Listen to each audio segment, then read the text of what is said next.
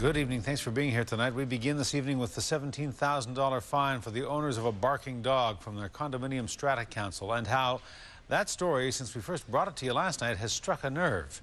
Many of you have contacted A News to share your similar story, like the man in Duncan who tells us that his Strata Council fined him $200 every time he turned on his tap and ran water after 10 o'clock at night. The fines ran up to more than $7,000, and there was a lien slapped on his condo when he sold it. Jonathan Bartlett has more on the story. He joins us now in our Nanaimo newsroom with details. Jonathan. Hudson, some people think strata councils have too much power, and condo owners have nowhere to turn when something as simple as a barking dog and the sound of running water can be turned into a major dispute and a financial nightmare. Breakdown. Gordon Heppel got quite the shock when he sold his condo unit in Chemainus. I think it was $200 is noise. At $200 a pop, Heppel had accumulated $7,500 worth of fines imposed by his Strata Council, mostly for using water after 10 o'clock. So when I turned my kitchen tap on after 10 o'clock at night, the owner downstairs in her unit, it woke her up. Heppel had been ignoring the fines but couldn't avoid paying them when he says the Strata put a lien on the condo when he sold it. If I can't turn my tap on at 10 o'clock at night to make a pot of coffee or wash my dishes, I got fined $200 for every incident. Other fines included parking an unlicensed vehicle in his stall and hanging a bamboo sunscreen on his balcony, like this one, which we saw today at Creekside Village. Bamboo curtain on the outside to keep the shade out, which everyone else had. I was fined $400 for that.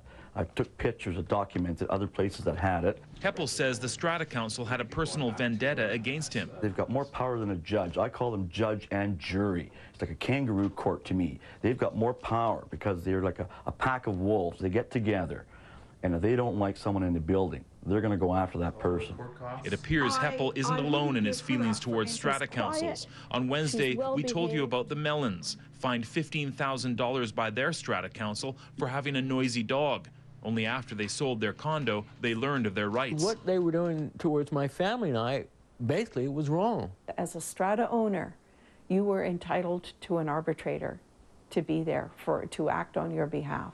Gordon Heppel's MLA says the system is broken. A change in legislation is needed to protect condo owners. Unfortunately, like so many things, this government has failed to listen to the strata owners that have identified a need for mitigation strategies and opportunities for some kind of mediation arbitration process. Heppel says a partner that purchased the condo with him is now suing him. All the more reason to continue fighting the fine in small claims court.